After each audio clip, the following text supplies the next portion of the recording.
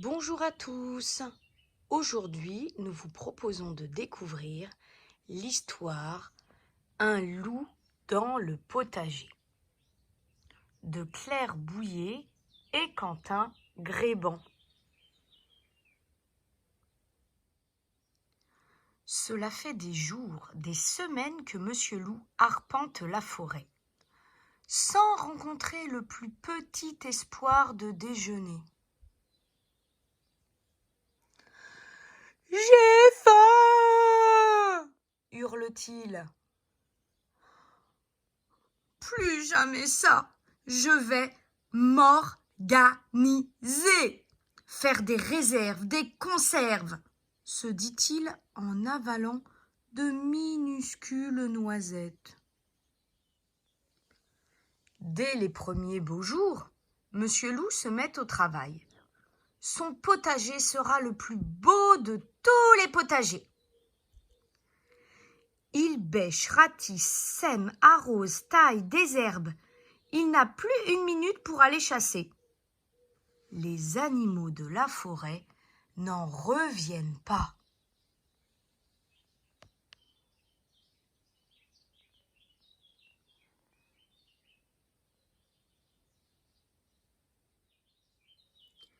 Et bien vite, Monsieur Loup récolte ses premiers radis, puis des tomates, des courges, des pois, des haricots et de gros potirons orangés. Dans les marmites de Monsieur Loup, mijotent de délicieux petits plats.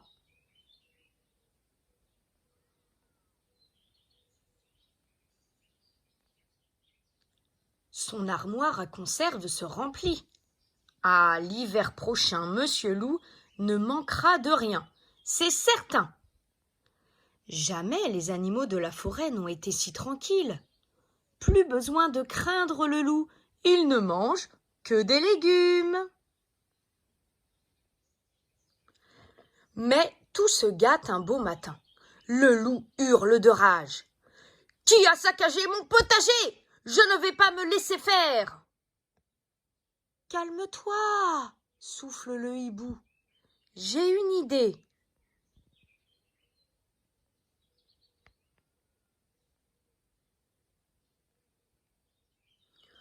Monsieur Loup disparaît aussitôt dans son atelier et revient muni d'une pancarte.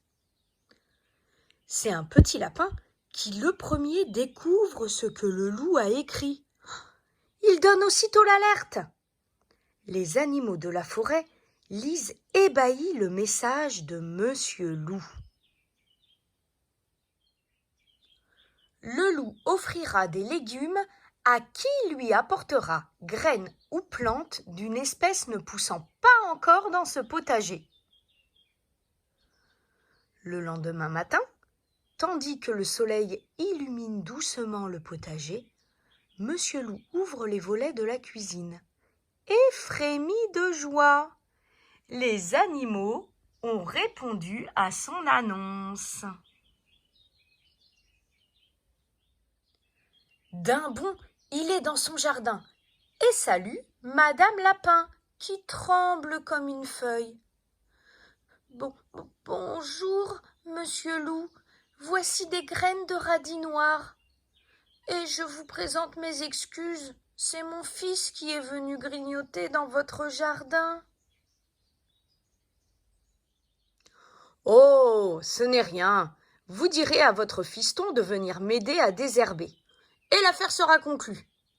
Prenez cette laitue et les radis dont vous avez besoin. Il y en a bien trop pour moi. Les autres animaux apportent à leur tour des graines. « Si vous voulez, nous pouvons vous aider, disent-ils. Et sans tarder, ils se mettent au travail. Chacun explique où il a goûté ce légume, comment on le sème, à quel moment on le récolte. On ratisse, on arrose, on désherbe. La matinée passe vite.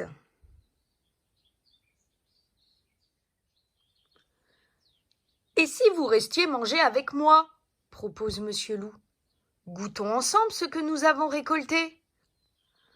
Aussitôt dit, aussitôt fait. Bientôt, Monsieur Loup et ses invités s'attablent autour d'un délicieux déjeuner. Monsieur Loup sourit de toutes ses dents. Il est heureux d'avoir enfin des amis et de partager avec eux ce repas.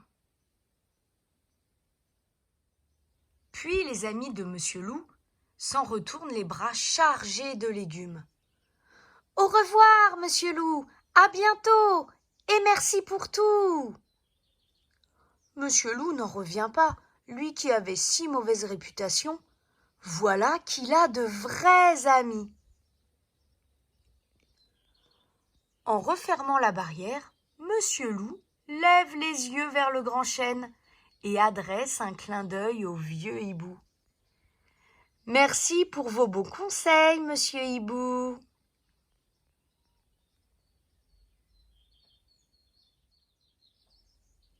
Et voilà, l'histoire est terminée. J'espère que vous avez passé un bon moment. Au revoir et à bientôt.